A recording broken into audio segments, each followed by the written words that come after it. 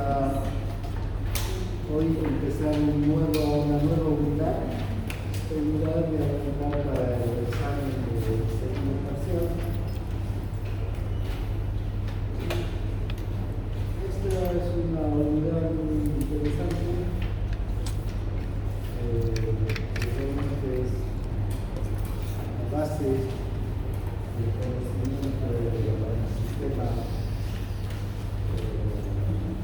digamos, cardiocirculatorio.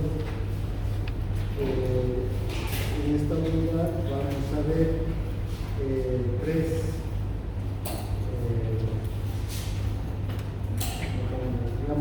unidades de la unidad del corazón, sistema cardíaco.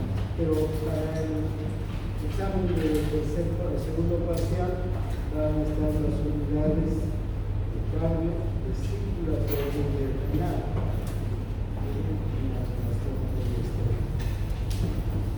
Su funcionamiento. Bien, hoy día vamos a empezar entonces con el corazón. Y vamos a hablar sobre las características del músculo cardíaco y vamos a ver las funciones que tiene el músculo cardíaco. Vamos a hablar del ciclo cardíaco y vamos a hacer alguna referencia a la función también de las válvulas cardíacas y su participación en el ciclo cardíaco. Bien, digamos desde el punto de vista anatomo-funcional, podríamos decir que el corazón está, digamos, formado por dos bombas separadas, un corazón derecho y un corazón izquierdo. El corazón derecho va a bombear la sangre venosa hacia los pulmones. En cambio, el corazón izquierdo va a bombear la sangre arterial, la sangre oxigenada, hacia la circulación sistémica, ¿no? Hacia los tejidos periféricos, llevando oxígeno, llevando nutrientes, para que los tejidos puedan cumplir con sus actividades metabólicas. Pero cada uno de estos corazones, tanto el corazón izquierdo como el corazón derecho, además están constituidos por dos cámaras, ¿sí? Una cámara que es la aurícula y una otra cámara que es el ventrículo. Estas dos cámaras cumplen funciones diferentes durante el ciclo cardíaco. La aurícula tiene una contracción muy débil que en realidad no aporta mucho a su función, aunque desde luego se contrae en el volumen que va a pasar hacia el ventrículo debido a esta contracción. Pero generalmente la aurícula funciona como bomba de cebado. Quiere decir bomba de cebado. Lo que hace la aurícula es reunir la sangre que está llegando desde las venas, ¿sí? Desde las cavas superior e inferior, llega la sangre y se reúne aquí para luego pasar hacia el ventrículo. La sangre no llega directamente al ventrículo desde las venas, sino que primero tiene que reunirse un volumen de sangre en la aurícula y luego pasar hacia el ventrículo. Esta función de bomba de cebado es muy importante. Luego, el ventrículo va a cumplir ya la función de bomba de inyección. Esta función del ventrículo es esencial para la circulación de la sangre, porque ¿qué va a aportar el ventrículo? Fuerza y presión en especial, para que la sangre pueda salir hacia las arterias y circular por todo el árbol vascular. Después vamos a ver la importancia de la presión que crea el ventrículo cada vez que se contrae. Bien, entonces cada uno de entonces una bomba bicameral, se dice, ¿no? Una cámara, dos cámaras, dos. Aurícula, bomba de cebado, ventrículo, bomba de eyección, realmente el ventrículo es el que aporta la fuerza para generar la presión necesaria para que la sangre circule. Bien, aquí podemos ver un corte del corazón, podemos observar algunas características que después nos tienen que tener muy en cuenta. Tenemos la aurícula derecha, hacia la aurícula derecha llega la sangre venosa de las venas periféricas a través de la vena cava superior y de la cava inferior. De la aurícula, de la aurícula derecha tenemos el ventrículo derecho que recibe la sangre que se ha reunido en la aurícula, ¿no? En la aurícula derecha. Este ventrículo derecho, cuando se contrae, va a bombear la sangre a través de la arteria pulmonar hacia los pulmones, para que la sangre vaya y se oxigene en los pulmones. Una vez que la sangre se ha oxigenado en los pulmones, llega al ventrículo izquierdo a través de las dos venas pulmonares, la derecha y la izquierda. Una vez que se reúne la sangre en el ventrículo o en la aurícula izquierda, la aurícula izquierda cumple con su función de bomba de cebado, pasa la sangre hacia el ventrículo se contrae y bombea la sangre hacia la aorta para que la aorta distribuya por todos los tejidos, ¿no? ¿Qué características podemos ver también en un corazón? Fíjense, tanto la aurícula derecha como la aurícula izquierda están separadas del ventrículo, dos ventrículos, por un tejido fibroso, ¿sí? No hay continuidad entre el músculo auricular y el ventricular. Entre los dos músculos auriculares sí hay continuidad, es un mismo músculo. Pero entre el músculo auricular y el músculo ventricular hay un tabique fibroso que separa. Esto es importante. Luego, también podemos ver que los dos ventrículos y las dos aurículas están separadas por un tabique muscular. En este caso, este ya no es un tabique fibroso, este es un tabique muscular, porque forma parte del músculo ventricular, tanto del músculo ventricular derecho como del izquierdo, ¿no? Otra característica que podemos ver es que las comunicaciones entre las aurículas y los ventrículos están mediadas por unas válvulas, ¿no? Aquí tenemos las válvulas, estas dos válvulas que están a las aurículas y los ventrículos son las válvulas auriculoventriculares, ¿no? Entre el ventrículo derecho, entre la aurícula derecha y el ventrículo izquierdo está la válvula tricúspide. Entre la aurícula izquierda y el ventrículo izquierdo está la válvula mitral. A nivel de la arteria pulmonar tenemos otra válvula, y a nivel de la arteria aorta también vamos a tener otra válvula. Estas dos válvulas se las conoce como las válvulas sigmoideas. Entonces tenemos la sigmoidea pulmonar y la sigmoidea aórtica. Ahora, ¿qué función cumplen las válvulas? Las válvulas tienen la función de detener el flujo retrógrado. La sangre siempre circula en sentido anterógrado. Fíjense estas flechas, ¿no?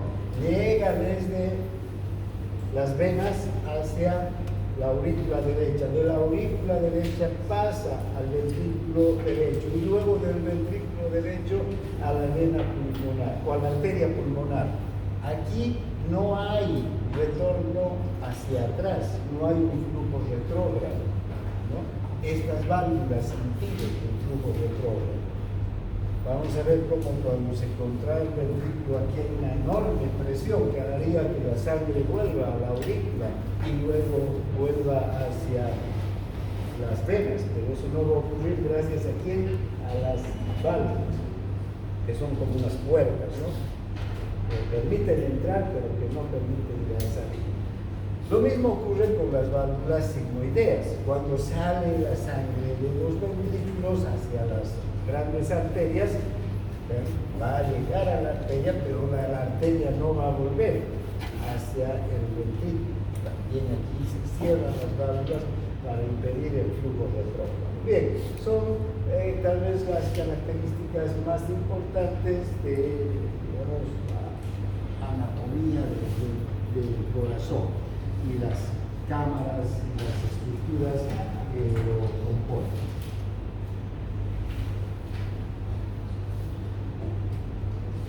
Bien, ahora veamos la fisiología del músculo cardíaco.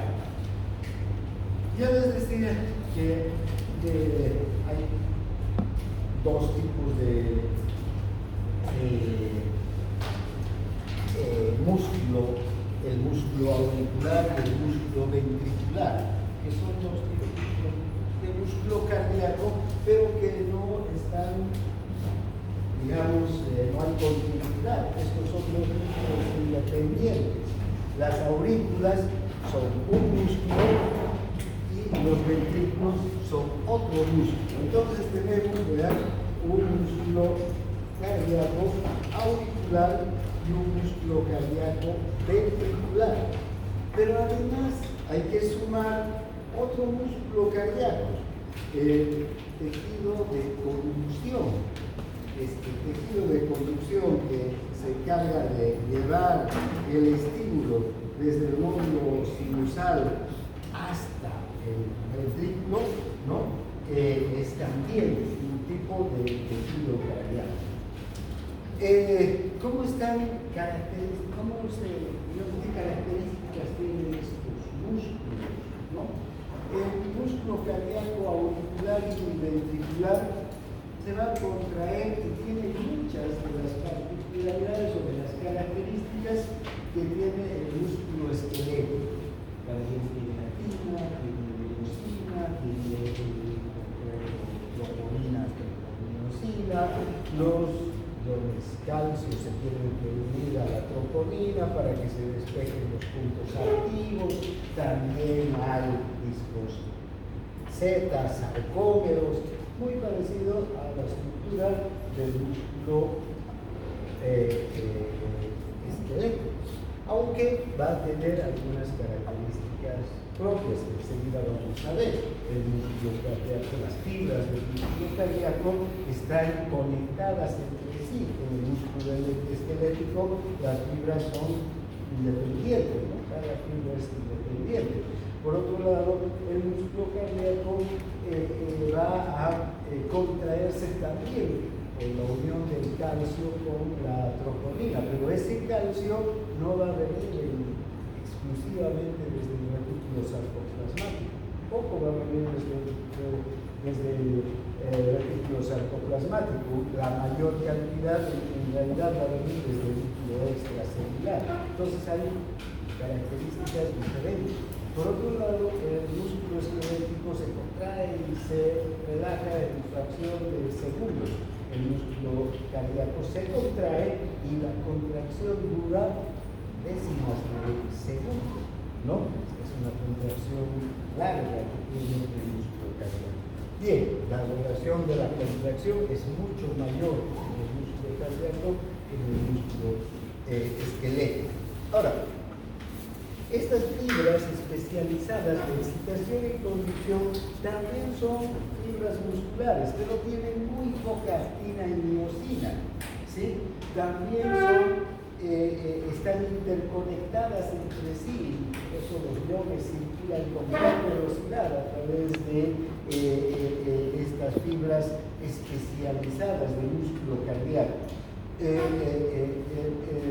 sistema de conducción del músculo cardíaco no está determinado o no está integrado por neuronas, ¿no? El estímulo eléctrico que parte del nódulo sinusal no es conducido por neuronas a través de sinapsis, ¿no? No hay neuronas ahí. Sí, van a llegar neuronas del simpático y del parasimpático, como después vamos a ver, pero el propio sistema de conducción es un músculo cardíaco, ¿sí? Con muy poca actina y miocina, o sea, no tiene las características de contracción. ¿Para qué sirve? Para generar y conducir el estímulo eléctrico. Esa es la función de este sistema de conducción. Bien, entonces ya les decía hace un momento, si esta es la aurícula derecha, esta a la izquierda, el músculo ventricular izquierdo y derecho, un esquema. Ver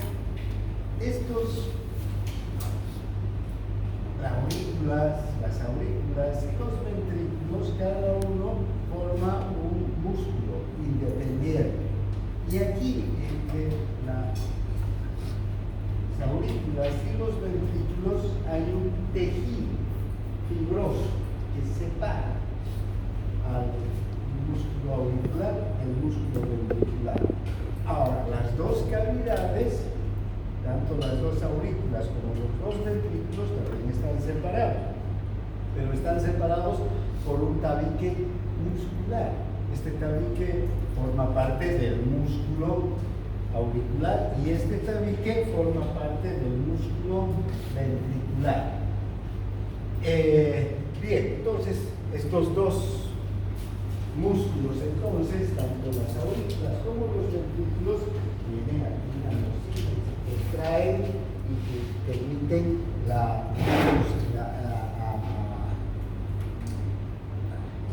expulsión de la sangre de cada una de las capas. Bien, ahora, ¿qué características tiene el músculo? Las fibras musculares del músculo cardíaco. Como les decía hace un momento, que es muy similar al músculo esquelético. Tenemos viscoseta, la patina, la miocina, dispuestos de la misma manera, ¿no? Dos filamentos de miocina por uno de actina. Luego, ¿qué más tenemos? Aquí el complejo troponina, tropomiosina, todo como el músculo esquelético. Pero si ustedes observan, en el músculo esquelético las fibras son individuales. Cada fibra se contrae y se excita de forma individual. ¿Quién excita y contrae a estas fibras? El nervio que se ramifica y forma una placa motora con cada fibra muscular. Entonces el potencial de acción que llega al músculo esquelético llega a través de estas ramificaciones y excita a cada músculo en particular. En este caso, vean, la excitación va a ser muy diferente. No hay uniones neuromusculares, no hay un nervio que excite al músculo cardíaco. Y cuando, si observan ustedes, aquí hay una fibra muscular, aquí hay otra fibra muscular, aquí hay otra fibra, otra fibra, otra fibra, otra fibra, otra fibra. ¿Y qué podemos observar? Que todas estas fibras están interconectadas. Estas conexiones tienen las fibras, canales, digamos, más que canales, espacios de comunicación entre cada fibra, se conocen como uniones desmosómicas o uniones en hendidura. Entonces, cuando un potencial de acción excita a este músculo, a esta fibra, los iones circulan por estas uniones en hendidura, haciendo que se despolaricen todas las fibras al mismo tiempo. A este tipo de tejido se lo conoce como sincitio. Entonces, también podríamos decir que tenemos un sincitio auricular y un sincitio ventricular. Y esto es de mucha importancia porque cuando se despolariza la aurícula se despolariza al mismo tiempo toda la aurícula y se contrae también al mismo tiempo todo el sincipio auricular, es decir, la aurícula derecha y la aurícula izquierda. Cuando se despolariza el sincipio ventricular, se va a despolarizar al mismo tiempo tanto el ventrículo derecho como el ventrículo izquierdo y se van a contraer también al mismo tiempo el ventrículo izquierdo y el ventrículo derecho. Ahora, vean, más o menos 0,1 segundo, 0,16 segundos, es la diferencia entre la despolarización de la aurícula y la despolarización del ventrículo, y la contracción de la aurícula y la contracción del ventrículo. Entonces, primero tiene que despolarizarse y contraerse la aurícula, y después despolarizarse y contraerse el ventrículo. ¿Qué permite esto? Que cuando se despolarice y se contrae la aurícula, vean, la sangre va a pasar al ventrículo que está polarizado y está relajado. Mientras la aurícula se está contrayendo, el ventrículo está en diástole, está vacío, está esperando sangre, no está contrayéndose, porque si se contraen los dos, hacia dónde va a ir la sangre. Por eso es que son dos sincicios diferentes, un sincipio auricular y un sincipio ventricular. Se contrae la aurícula, pasa la sangre. Termina la contracción de la aurícula y recién 0,16 segundos después está llegando la excitación al ventrículo para que el ventrículo se despolarice y luego el ventrículo se contraiga y inyecte la sangre hacia, si es el ventrículo derecho, hacia los pulmones, y si es el ventrículo izquierdo, hacia los tejidos periféricos, ¿no? Esta organización entonces de las fibras musculares del corazón es esencial para el funcionamiento perfecto de este órgano que mantiene la economía, ¿no? Funciona desde la quinta semana de vida intrauterina y no deja de funcionar hasta el día en que nos morimos. No hay un descanso. Nuestros músculos esqueléticos, por lo menos, nos sentamos, nos echamos, dormimos, nos olvidamos de ellos, ¿no? Están relajados. Todavía cuando hablábamos del sueño, en el sueño profundo, en el sueño de ondas lentas, ¿cómo están los músculos? En estado de hipotonismo incluso. El corazón no se puede dar ese lujo. El corazón funciona todo el día y toda la noche, ¿no? Entonces estos discos intercalados, estas uniones desmosómicas, uniones en hendidura, ¿no? Son uniones permeables que permiten que los iones pasen y funcionan como un sincipio, y entonces cuando se despolariza la aurícula, se despolariza toda la aurícula y se contrae toda la aurícula al mismo tiempo, es decir, todo el sincipio auricular, las dos aurículas que forman este sincipio. Recuerden, este es un solo músculo. La aurícula derecha y la aurícula izquierda están separadas por un tabique, evidentemente, pero es un tabique del mismo músculo, tabique muscular. Lo mismo los ventrículos. En cambio, entre las aurículas y los ventrículos tenemos un tabique fibroso. Ahora, ¿dónde se origina el estímulo para que se contraigan? Primero para que se despolaricen las aurículas y luego los ventrículos. En el nódulo sinusal, que está en la aurícula derecha. Este nódulo envía su comunicación o envía, digamos, el estímulo a través de las vías internodales al nódulo auriculoventricular. Y el nódulo auriculoventricular lanza un haz, el haz auriculoventricular o haz penetrante que perfora el tabique y pasa hacia el ventrículo izquierdo, y aquí se va a dividir en dos ramas, la rama derecha y la rama izquierda del haz de His y las fibras de Purkinje. Entonces, fíjense, cuando se despolariza el nódulo, inmediatamente después, ¿quién se va a despolarizar? La aurícula, ¿no? Toda la aurícula se va a despolarizar junto con el nódulo y toda la aurícula se va a contraer, tanto derecha como izquierda. Mientras se está contrayendo la aurícula, los iones están viajando por aquí.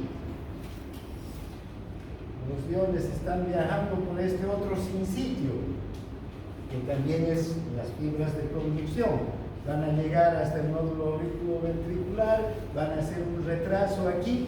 Mientras tanto, la aurícula se ha contraído y la sangre ha llenado el ventrículo. Una vez que el ventrículo está lleno, recién llegan los iones, las cargas positivas al ventrículo, y el ventrículo se despolariza y se contrae. Por eso tiene esa disposición del corazón, esas características, desde el punto de vista anatómico, histológico y funcional, y fisiológico. Aquí podemos observar, vean cómo en este punto los discos intercalados, uniones en hendidura, dos fibras se están uniendo en este punto, ¿no? No es como las fibras esqueléticas, que son fibras independientes. Entonces, lo dicho, ¿no? Está formado por dos sinsitios el corazón, el sinsitio auricular, forman las paredes de las aurículas, y el sinsitio ventricular, que va a formar las paredes de los ventrículos. Los dos sinsitios están separados por este tabique, que es un tejido fibroso. ¿Ven? Cuando se despolariza la aurícula, no pueden pasar los iones directamente del tejido auricular al tejido ventricular, porque hay esta barrera, ¿no? Como si este fuera un cuarto cerrado, ¿no? Y llega la luz, la energía eléctrica para que se prendan estas luces, el cuarto de al lado no se va a iluminar, solamente se va a iluminar este, porque tenemos la pared que evita que pase las, digamos, de luz. Pero para que se ilumine el cuarto de al lado, ¿qué necesitamos? Un cable que parta también de aquí y que salga hacia el cuarto de al lado, perfore esta pared como perfora el tabique, las auriculoventricular, y lleve la energía al cuarto de al lado, ¿no? Entonces, este tabique entonces funciona como una pared, no es permeable a los iones. Bien, ahora hablaremos de los potenciales de acción del músculo cardíaco. El potencial de acción del músculo esquelético, como ustedes recordarán, es de esta forma, ¿no? ¿Sí? El músculo esquelético tiene un potencial de membrana en reposo, la despolarización, la repolarización y luego el reposo. Dura 2, 3 milisegundos, ¿no? Todo el potencial de acción. La despolarización es cuando ingresan los iones sodio al interior del músculo y bueno, se carga eléctricamente el músculo. Y la repolarización es la salida de los iones potasio y el músculo se, digamos, descarga, ¿no? Vuelve a su estado de reposo, unos 80, unos 90 milivoltios. Aquí también hay una diferencia importantísima entre el potencial de acción del músculo esquelético y del músculo cardíaco. Para empezar, el potencial de acción del músculo cardíaco tiene una amplitud, una carga eléctrica total de 105 milivoltios.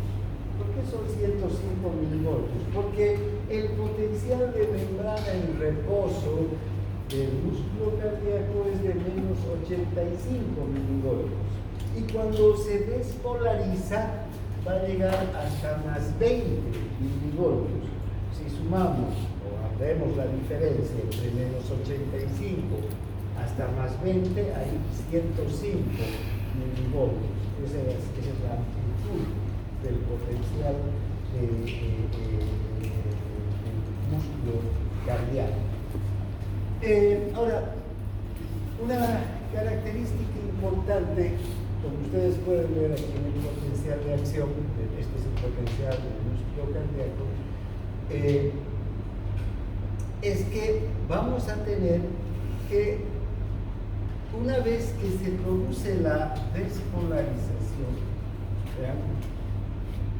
Va a haber la repolarización, pero la repolarización no va a ser inmediata, sino que va a mantenerse despolarizada la fibra entre 0,2 a 0,3 segundos. En el músculo auricular va a ser alrededor de 0,2 segundos. En el músculo ventricular, en realidad, más bien va a ser 0,3 segundos. Entonces, esta despolarización sostenida no es la misma que esta otra, ¿no? Que dura 1000 segundos, inmediatamente. Entonces, el músculo cardíaco se despolariza, ¿sí?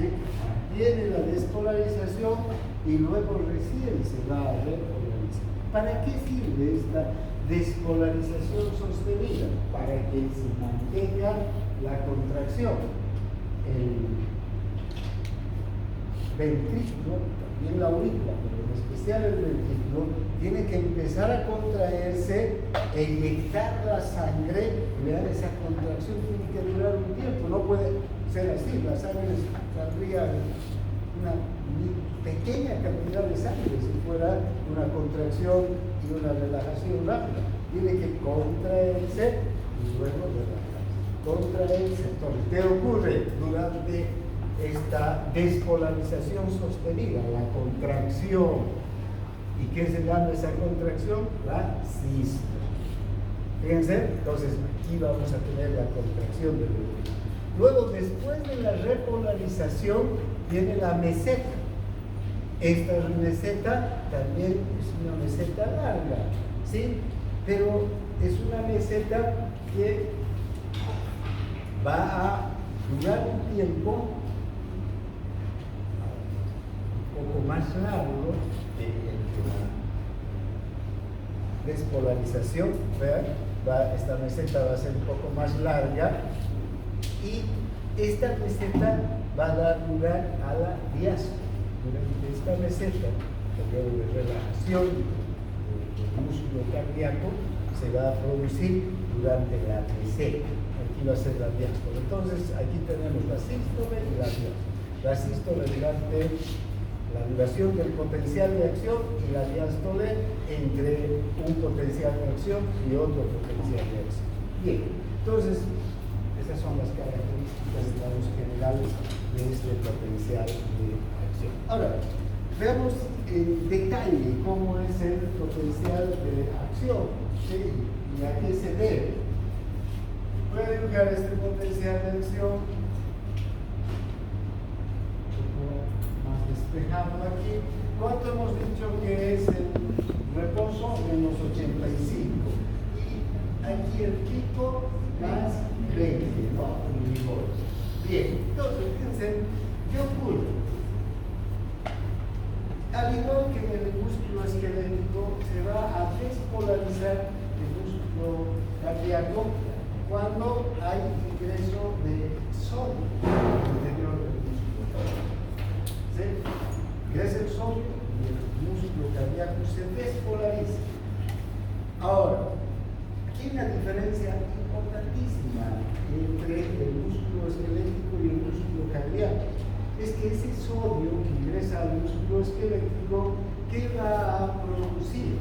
Va a producir que se abran canales, obviamente va a haber un cambio de carga eléctrica, ¿verdad? Y se van a abrir canales de calcio, tanto en el retículo sarcoplasmático como en la membrana celular del músculo esquelético. En el músculo cardíaco. En el músculo esquelético solamente tenemos canales de calcio en el retículo sarcoplasmático. porque no recibe solo calcio de líquido extracelular, el músculo esquelético, solamente de retículos sarcoplasmáticos, ¿verdad? ¿Y ese calcio qué hace? Va a se une al complejo troponina-tropomiosina para activar todo el proceso de contracción que sabemos. Aquí va a ocurrir una situación diferente. Va a ingresar el sodio y va a abrir canales de calcio que están en la membrana plasmática. Va a entrar el calcio desde el exterior y va a activar que se abran también canales de calcio en el retículo sarcoplasmático. Pero la mayor cantidad de iones calcio va a provenir de líquido extracelular. Este calcio, tanto del retículo sarcoplasmático como del líquido extracelular, van a mantener contraído al corazón. ¿Por qué? Porque los canales de calcio que están en la membrana son canales lentos de calcio que se activan después de la despolarización. Inmediatamente después de la despolarización, junto con el ingreso del sodio, van a entrar el calcio, pero entran de forma lenta, que de hecho se llaman canales lentos de calcio. El calcio empieza a entrar muy lentamente y dura el ingreso del calcio unos 0,2 a 0,3 segundos. Dura toda la... O sea, el calcio ingresa durante todo el periodo del potencial de acción. ¿Para qué ingresa el calcio durante todo este periodo? Para mantener la contracción del músculo cardíaco. Luego, una vez que termina, que empieza la repolarización del músculo cardíaco, va a haber una salida de iones potasio, al igual que en el músculo esquelético, y se va a volver al reposo. Ahora, algunas características más en detalle. Ahora vayamos un poco más al detalle. Llega un estímulo procedente hasta al músculo ventricular. Vamos a empezar con el músculo ventricular. ¿Desde dónde va a llegar el estímulo? Desde el nódulo sinusal. Se despolarizan las fibras de Purkinje. Esta despolarización de las fibras de Purkinje va a despolarizar al músculo ventricular. ¿Qué va a ocurrir? Se van a abrir canales de sodio. El sodio va a ingresar en gran cantidad por canales rápidos de sodio. Al mismo tiempo se van a empezar a abrir canales lentos de calcio para que entre el calcio proveniente del líquido extracelular, ¿sí? Y también los de anodina, los canales que están en el líquido plasmático. Pero este calcio está viniendo del líquido extracelular. Ahora, ¿qué ocurre? Fíjense, como el sodio, la despolarización dura también milisegundos, producida por el sodio, inmediatamente se abren canales de potasio. Fíjense cómo baja, cae un poco el pico, ¿no es verdad? No está en más 20 milivoltios, va a caer, porque en este punto empieza a salir, ¿qué cosa? El potasio. Pero estos son canales momentáneos. Estos canales de potasio no se mantienen abiertos. ¿Por qué? Porque mientras tanto el calcio ya ha ido ingresando en mayor cantidad. Y este calcio mantiene la despolarización. Y que este aplanamiento de la curva lo vamos a conocer como meseta, ¿ya? Entonces el calcio mantiene la despolarización. Y estos canales de potasio que se abrieron momentáneamente se van a volver a cerrar hasta que termina la despolarización, y entonces sí se abren súbitamente una gran cantidad de canales de potasio y se precipita el potencial de acción nuevamente hasta el reposo. ¿Sí? Ahora, si ustedes observan, hay varias fases del potencial de acción. El potencial de acción del músculo cardíaco no tiene solamente despolarización y repolarización. Vamos a tener varias fases. Vamos a empezar por la fase 0.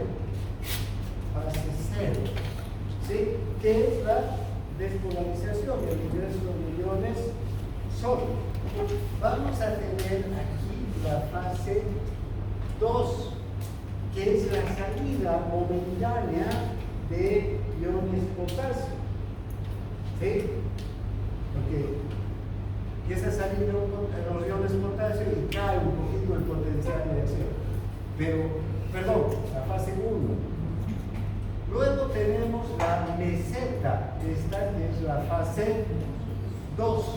Aquí los iones calcio ya han ingresado en gran cantidad. ¿Sí? Entonces, esta es la fase 2, cuando el potencial de acción se mantiene. Luego vamos a tener la fase 3, que es la repolarización. Y finalmente la fase 4, que va a ser ¿qué cosa? El reposo. Entonces vean cuántas fases habría. 4, 5, porque vamos a empezar por la fase 0, que es la despolarización. Fase 1, la ligera repolarización, momentánea repolarización por la salida de potasio, pero como el calcio empieza a ingresar en mayor cantidad, todos los canales lentos ya están aportando calcio al interior del músculo y además los canales de mioglobina también desde el músculo, desde el retículo sarcoplasmático, ya se inunda de calcio y se mantiene la despolarización hasta que termina la despolarización y se inicia la repolarización. Ahora, durante toda la meseta entonces, ¿qué va a constituir? En toda esta fase de la meseta se va a dar la contracción. Aquí va a ser la contracción. ¿Por qué? Porque estamos con abundancia de calcio y el calcio es el que favorece la contracción del músculo, igual que el músculo esquelético, ¿no? En cambio, el reposo va a ser la relajación del músculo, ¿sí? Este reposo que es nuevamente alterado, digamos, por otro potencial de acción, ¿no? A reposar, a descansar el músculo, es decir, esta va a ser la relajación. Entonces, contracción, relajación, nueva contracción, nueva relajación, ¿no? Relajación. Ahora, si a esto le ponemos nombres más específicos, aquí va a estar la sístole y aquí la diástole. Aquí la sístole y aquí la diástole. Y así sucesivamente. ¿Sí? Esta sucesión de estas dos etapas, de estos dos periodos del ciclo, de estos dos periodos, lo vamos a conocer como ciclo cardíaco. ¿Por qué es un ciclo cardíaco?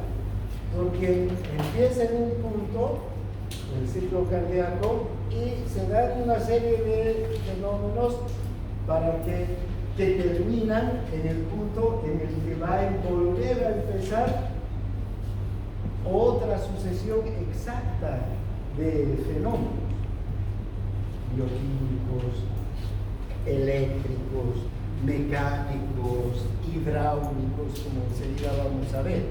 Vean, entonces, ¿cuándo empieza entonces un ciclo cardíaco? Cuando el nódulo sinusal se despolariza. Se despolariza el nódulo sinusal y va a haber una serie de fenómenos eléctricos, bioquímicos, moleculares, ¿no? Mecánicos, hidráulicos, que van a hacer que la sangre se inyecte y van a terminar en el mismo punto. ¿En qué punto? En la nueva emisión, el nuevo potencial de acción por el nódulo sinusal. Entonces, es un ciclo que se repite exactamente igual, ¿sí? Se repite exactamente igual, con la misma frecuencia, con la misma periodicidad, a no ser que hayan alteraciones. Vamos a ver las alteraciones del ciclo cardíaco producir, ¿no? Bien, entonces, pero como les decía hace un momento, el potencial de acción entonces es prolongado gracias a la meseta, ¿no? Primero se produce la apertura de los canales rápidos de sodio, luego va a venir se cierran estos canales y se abren los de potasio, pero eso es momentáneamente porque ya el calcio está entrando por canales lentos de calcio, va a empezar a ingresar y va a formar ¿qué cosa? La meseta, ¿no? Y luego una vez que termina el calcio, su acción, se produce súbitamente la repolarización, ¿no? Ahora, ¿cuál será la velocidad de conducción de la señal del potencial de acción excitador en el músculo cardíaco? Vamos a tener dos velocidades, digamos, a considerar. Una en el propio músculo. Cuando el potencial de acción llega al músculo, ya sea al músculo auricular o al músculo ventricular, la velocidad es de entre 0,3 y 0,5 metros por segundo. ¿Sí? Pero en las fibras de conducción la velocidad es mucho mayor. En las fibras de conducción la velocidad es de hasta 4 metros por segundo. En las fibras de Purkinje en especial, que son las más veloces, porque aquí va a haber retrasos. Vamos a ver que aquí hay unos retrasos fisiológicos. Eso vamos a ver en la próxima clase, cuando hablemos de impulso eléctrico. Pero aquí hay un retraso fisiológico y que hace que los iones fluyan más lentamente. Pero aquí, en las de His, en las fibras de Purkinje, van a avanzar a gran velocidad, a 4 metros por segundo. Desde luego, una velocidad mucho menor que las grandes fibras nerviosas, ¿no? Cuando se van las minimizadas, las más veloces, ¿a cuánto de velocidad llevará el estímulo? 40, hasta 120 metros por segundo, ¿no? Las más veloces, las fibras alfa, por ejemplo, 100, 120 metros por segundo, las beta están entre 80, 70, ¿no? metros por segundo. Entonces, nuestras fibras son lentas a comparación de esas.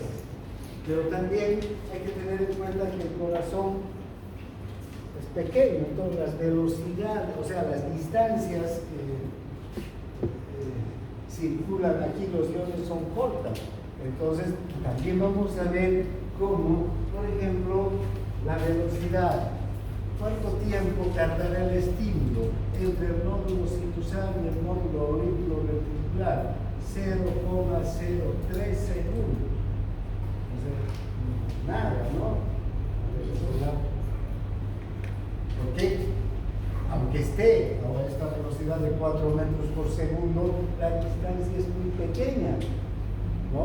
Desde casi el techo de la aurícula al piso de la aurícula, digamos, entre los dos nódulos.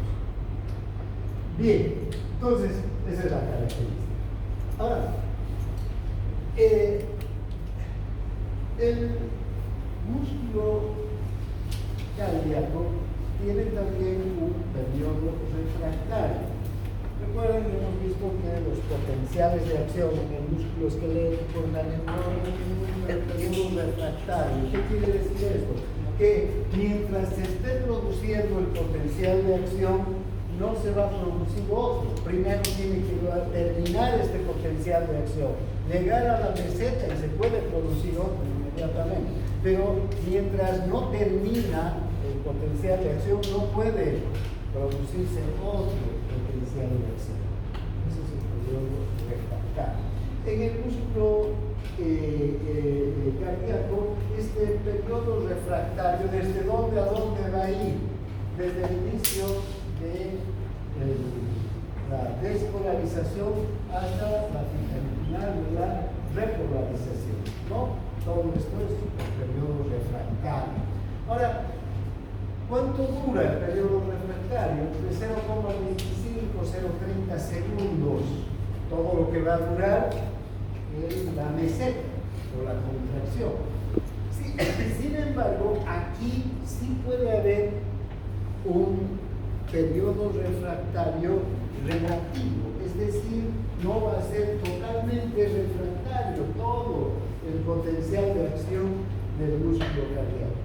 Al finalizar, si ustedes ven, aquí esta caída, digamos, esta colita, pues pueden ver en los potenciales de acción, la parte final ya de la repolarización, aquí sí puede haber un nuevo estímulo que despolarice nuevamente al músculo cardíaco.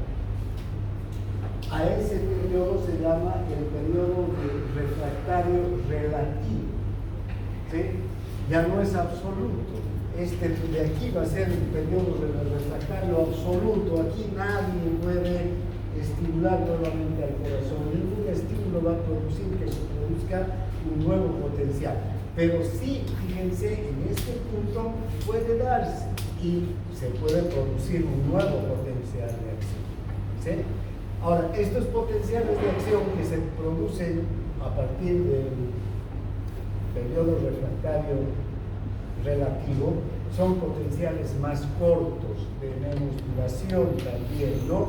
Y desde luego van a producir un efecto en el músculo, que la contracción del músculo sea débil, pero no solo la contracción del músculo, sino que, como vamos a ver enseguida, durante el periodo de contracción, durante la meseta, ¿qué hace el músculo cardíaco, en especial el ventrículo? Eyecta la sangre hacia las arterias. Y durante la diástole, ¿qué pasa con el ventrículo? Recibe la sangre desde las aurículas. Entonces, si no hay diástole, porque fíjense, aquí deja de haber diástole, aquí hay diástole, aquí hay aquí hay diástole, pero aquí ya no hay diástole. Entonces no hay sangre que llegue desde la aurícula al ventrículo. Entonces, son latidos fallidos, porque no va a inyectar sangre hacia la circulación, ¿no? A esto se conoce también como extrasístoles. ¿Cuánto es el periodo de tiempo de este, digamos, periodo refractario relativo? Es de 0,5 a 0,15 segundos aproximadamente. 0,05, ¿no? No 0,5, sino 0,05, porque todo el periodo refractario sería 0,25 a 0,30. Aquí estamos hablando de unos 0,05 segundos, ¿verdad? Este periodo refractario relativo. Bien, ahora, ¿cómo se da el acoplamiento, excitación y contracción del músculo cardíaco? Ya hemos dicho que el músculo cardíaco es muy parecido al músculo esquelético. Aquí también hay, ¿no? Actina, miosina, dispuesta de la misma manera, dos actinas o una miosina, el complejo troponina, troponinosina. También hay los discos Z. Y otra cosa importante, hay también los túbulos T, los túbulos transversos, ¿sí? Que penetran, ¿verdad?, en el interior de las fibras musculares. Estos túbulos T tienen una característica, digamos, diferente de los túbulos T del músculo esquelético. Los del músculo esquelético son más estrechos, ¿sí?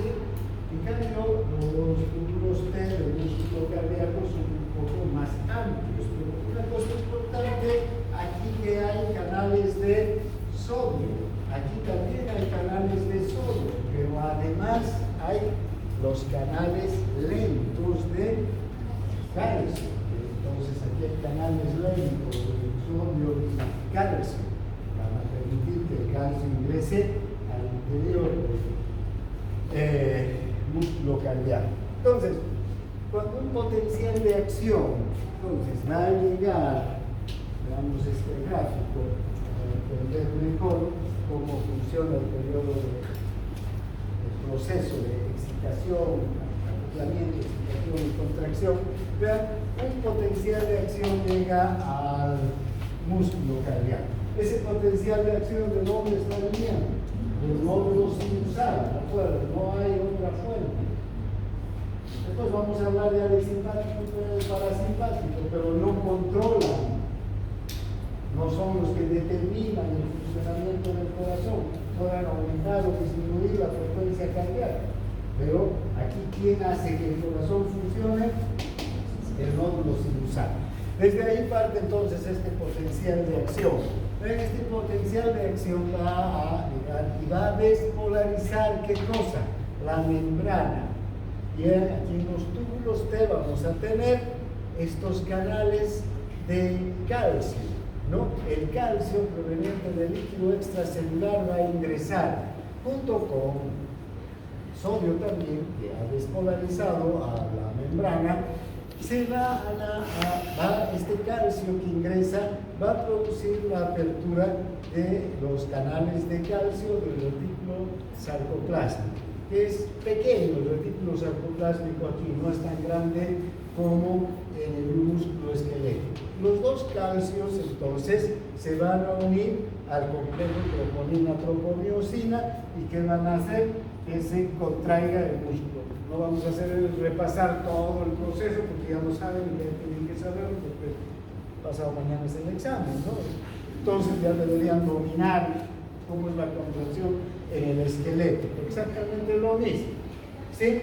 Ahora, ¿qué sucede? Vean, cuando termina la contracción, se libera el calcio del complejo troponina-tropomiosina de la subunidad C de la troponina, ¿verdad? Se va a liberar y va a quedar el calcio en el líquido intracelular. Este calcio tiene que volver a su origen, no puede quedarse en el líquido intracelular. Ahí tiene que ir hacia el retículo sarcoplásmico y hacia el líquido extracelular, desde donde ha venido.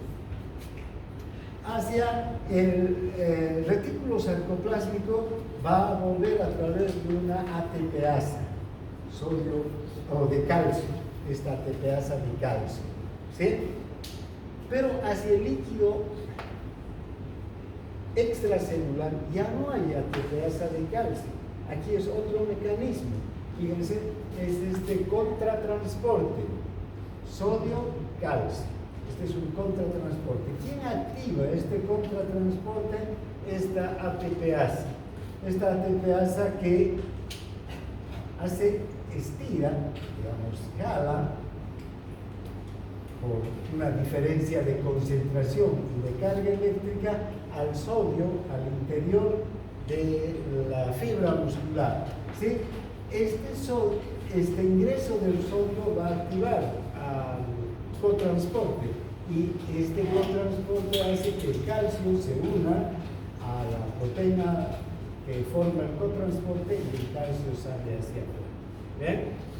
Ahora, esta ATPasa sodio-potasio entonces funciona hasta que el calcio logra salir hacia el líquido extracelular. Ese es el mecanismo para devolver el calcio al líquido extracelular. En cambio, hacia el retículo sarcoplasmático, el calcio va a volver a través de una bomba, de una ATPasa de calcio. Bien, el mismo esquema, el mismo dibujo, si quieren ustedes, pero mismas características, ¿no? Estos son los canales de melanomina que se abren desde el líquido, desde el retículo sarcoplasmático que sale del calcio. Pero fíjense, si no hay calcio que ingresa en el líquido extracelular, no hay contracción. En realidad, eso se ha visto, que cuando hay deficiencia de calcio en el líquido extracelular, hay una debilidad cardíaca. El corazón no se va a contraer.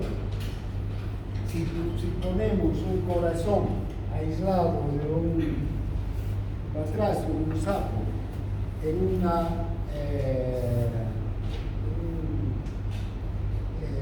recipiente y lo lavamos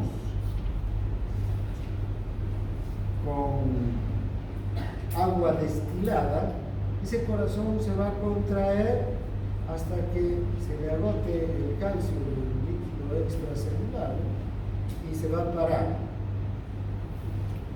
Pero si inmediatamente echamos un líquido rico en calcio, el corazón va a empezar otra vez a latir. ¿Sí? Eso nos muestra que el calcio del líquido extracelular es el que realmente va a contribuir a la contracción del corazón. No quiere decir que este calcio no sea importante, pero si no ingresa calcio desde el líquido extracelular, ese calcio solo no va a poder hacer que el corazón se contraiga o que se contraiga con la fuerza necesaria, en el caso del ventrículo, para inyectar la sangre hacia la arteria aorta.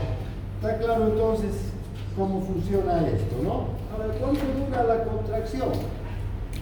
Ya hemos ido viendo cuál es la duración de la meseta. ¿Cuánto dura la contracción? Va a durar todo lo que dure la meseta. En el caso de la aurícula, 0,2 segundos. En el caso del ventrículo, hasta 0,3 segundos va a durar la contracción del músculo cardíaco. Bien, ahora hablaremos del ciclo cardíaco. Ya les decía hace un momento el ciclo cardíaco, el círculo cardíaco, porque esto es un círculo que empieza en un evento y va a terminar al inicio del próximo evento. Entonces, el ciclo cardíaco empieza con la emisión de un potencial de acción en el nódulo sinusal. Y se van a dar una serie de fenómenos físicos, químicos, biológicos, y que va a terminar con la emisión de un nuevo potencial de acción en el nódulo sinusal. Y se van a repetir los mismos eventos. Entonces, este ciclo va a durar, digamos, va a comprender los eventos que se van a dar durante la diástole y durante la sístole, ¿no? Entonces, y se van a repetir sístole, diástole, los mismos mecanismos, los mismos fenómenos cada vez que se despolariza el nódulo sinusal y genera espontáneamente un potencial de acción. Este potencial de acción que se genera entonces en el nódulo sinusal, lo primero que va a hacer, fíjense, el nódulo sinusal es más o menos, tiene más o menos esta forma, digamos.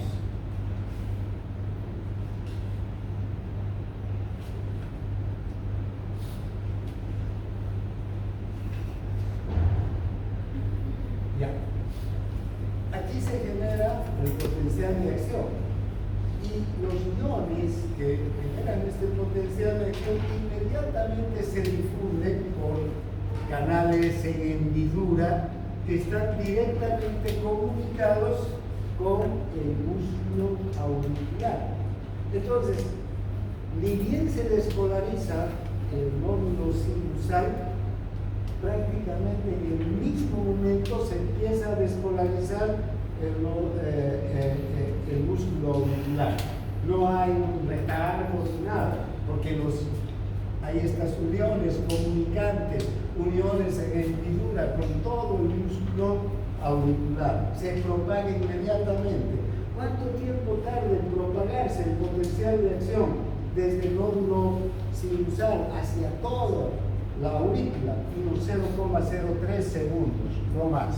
¿Sí? Bien, va a viajar a gran velocidad entonces hacia la aurícula, y la aurícula en 0,03 segundos va a estar despolarizada y lista para contraerse. En cambio, hacia el ventrículo el viaje es más largo. El viaje va a representar llegar primero al nódulo auriculoventricular, 0,03 segundos a través de las vías internodales. Luego, en el nódulo auriculoventricular, el potencial de acción se retrasa. Aquí hay uniones en hendidura más estrechas, los iones les cuesta pasar más. Aquí se va a retrasar unos 0,9 segundos.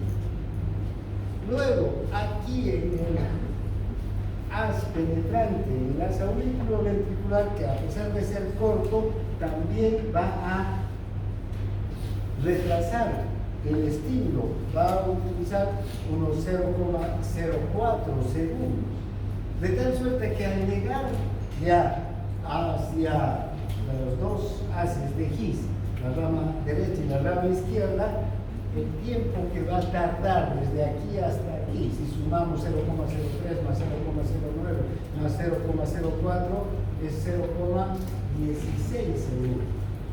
Y recién se va a despolarizar el ventrículo. ¿Qué ha ocurrido hasta eso? Las aurículas ya se han llenado, han vaciado la sangre al ventrículo, se han contraído, y los ventrículos en este punto ya están llenos de sangre, listos para despolarizarse y contraerse, ¿no? Bien, entonces esa es la característica a grandes rasgos de lo que ocurre durante todo este periodo, que es el ciclo cardíaco. Bien, ahora, el ciclo cardíaco está integrado por dos periodos. Un periodo que es la diástole, que es un periodo de relajación, y el otro periodo que es la sístole, que es el periodo de contracción.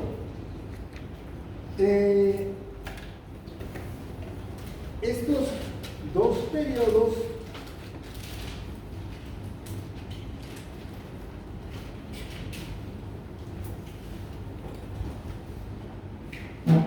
aunque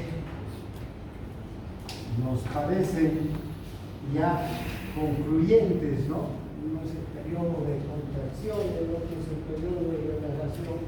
Son dos periodos que van a tener muchas subfases, ¿sí? Muchos, digamos, mecanismos que van a hacer que la sístole o la diástole no sean uniformes. No es que se relaja o se contrae, sino que durante la sístole y durante la diástole van a haber también periodos marcadamente diferentes. ¿Qué fenómenos vamos a observar durante el ciclo cardíaco? No son los fenómenos que ocurren desde el inicio de un ciclo hasta el inicio del próximo. ¿Qué fenómenos? Vamos a ver, por ejemplo, cambios del volumen de la sangre. Vamos a ver cambios en la presión de las cámaras. Vamos a ver cambios en el volumen, la cantidad. Vamos a ver cambios en la apertura y cierre de las válvulas, tanto las válvulas auriculoventriculares como las válvulas sigmoideas, ¿no? Entonces, vamos a ver cambios en cuanto al tiempo, cuánto dura cada uno de estas subfases, de estos subperiodos, tanto de la sístole como de la diástole. Bien, Este es un diagrama, el diagrama de Huygens, que, como ustedes pueden observar, nos muestra a la sístole y a la diástole. Sístole y diástole, que se sucede, ¿no? Y aquí podemos observar todos los fenómenos de los que estamos hablando que tenemos que conocer durante el ciclo cardíaco, el mecánico. Por una parte, este diagrama incluye varias gráficas, ¿sí? Varias gráficas que están integradas, desde luego. Cada gráfica está incluida dentro de un periodo, la sístole y la sístole y la diástole, ¿no? Vemos la gráfica de los sonidos del corazón que se producen, vemos la gráfica del electrocardiograma, vemos la gráfica de los volúmenes, vemos la gráfica de las presiones. Cada una de estas gráficas está graficadas, tienen ustedes, en un eje de coordenadas cartesianas, ¿no? Aquí tenemos el eje de las 10, donde podemos ver el voltaje,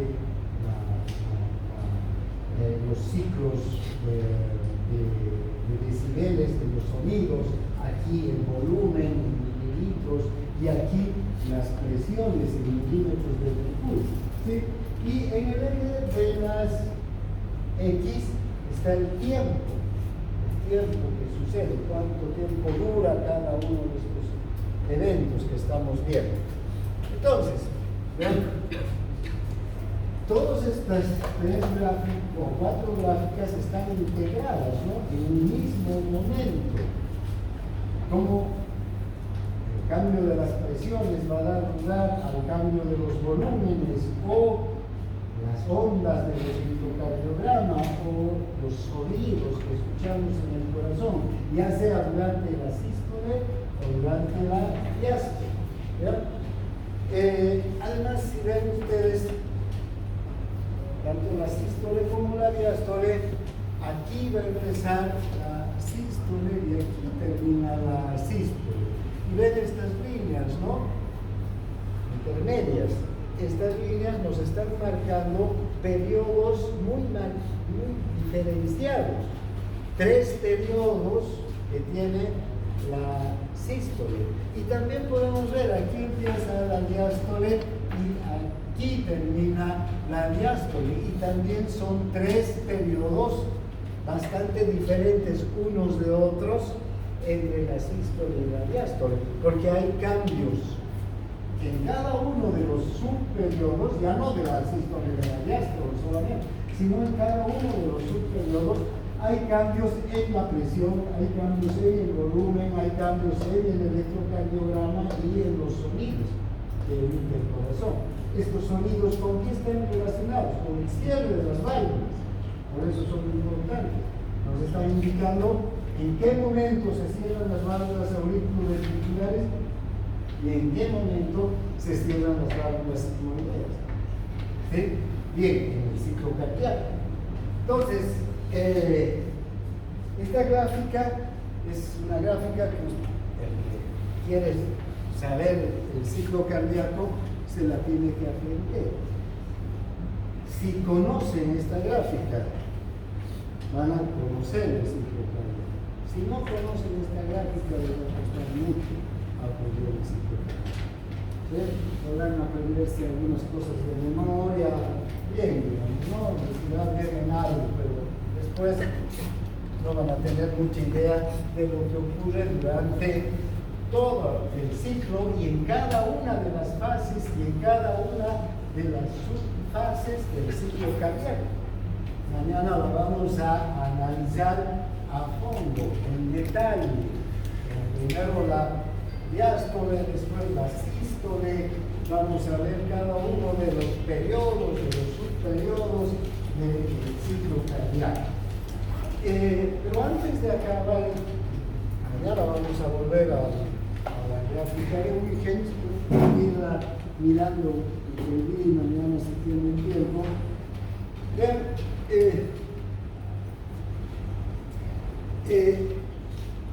hay una relación del electrocardiograma con el ciclo cardíaco que sería bueno que la analicemos rapidito ahora, porque en el electrocardiograma vamos a tener una o dos clases enteras, así que ahora solo sabemos. ¿Qué ocurre con, ya ¿qué ocurre con el comportamiento de la electricidad en el corazón? La electricidad, ¿dónde se origina? En el nódulo sinusal, ¿verdad? Ni bien se produce la...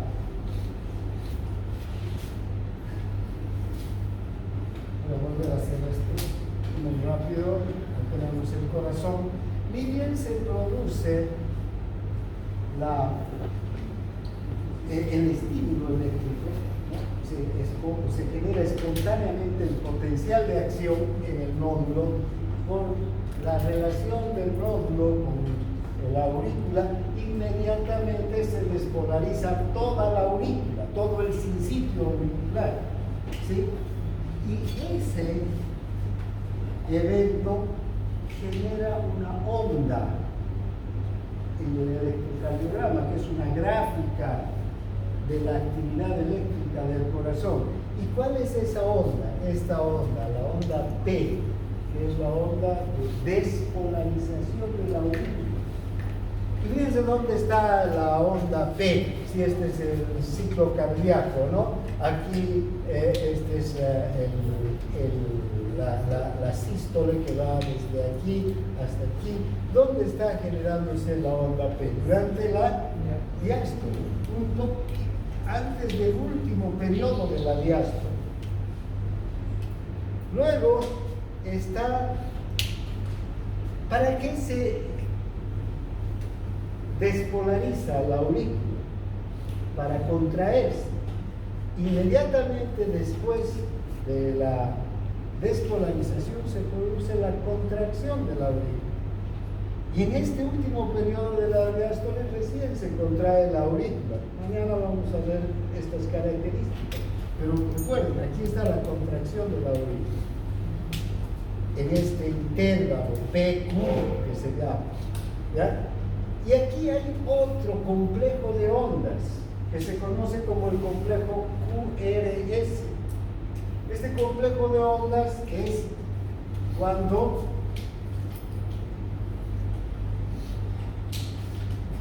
el estímulo eléctrico ha llegado a las fibras de Purkinje, en realidad a los dos haces, derecho e izquierdo, de His, ¿no? Y a las fibras de Purkinje y al músculo cardíaco, ventricular. Entonces, cuando se despolariza este músculo ventricular, va a formar este complejo de ondas, el complejo QRS. ¿Sí? Desde aquí, en el momento en que entra el estímulo eléctrico, empieza a dibujar esas ondas el electrocardiograma. Nos está mostrando entonces ¿qué cosa? La despolarización del ventrículo. Y después de la despolarización del ventrículo, ¿para qué se despolarizará el ventrículo? Para contraerse. Fíjense, aquí este es un periodo que se llama el periodo de eyección. ¿Qué es ese periodo de eyección? El músculo cardíaco envía, el ventricular envía toda la sangre a la aorta, en el ventrículo izquierdo y en el ventrículo derecho a la pulmonar. Se contraen los dos ventrículos y eyectan la sangre. Bien, pero además tenemos esta última onda, la onda T, que es la onda de repolarización ventricular. Cuando el ventrículo se repolariza, forma esta onda T. ¿Y dónde termina la onda T? Al final de la sístole. ¿Para qué? Para empezar la diástole, que es el periodo de relajación. Después de que se repolariza, empieza la relajación, la dilatación, si quieren decir. Entonces, tenemos estas tres ondas que están estos tres elementos que están en el ciclo cardíaco muy bien identificados, ¿no? Y en cada ciclo del ciclo cardíaco. Entonces, empieza una generación espontánea de la carga eléctrica en el nódulo sinusal, se forma la onda P, porque se despolariza toda la aurícula, se contrae la aurícula. ¿Qué ha pasado cuando se ha contraído la aurícula? La sangre ha pasado al ventrículo, está lleno el ventrículo, se despolariza el ventrículo, entonces la carga eléctrica ya llegó al ventrículo 0,16 segundos después. Todo este periodo dura precisamente 0,16 segundos, se llama el intervalo PQ. Todo esto va a durar 0,16, se despolariza el ventrículo y el ventrículo se contrae, inyecta la sangre y finalmente el ventrículo entra en repolarización y en diástole. Y después otra vez se despolariza el nódulo sinusal y despolariza la aurícula y así sucesivamente, ¿no? Ciclo tras ciclo se van produciendo estas ondas, que son las ondas del electrocardiograma. Bien, mañana vamos a continuar aquí con la función de las aurículas como bombas de cebada.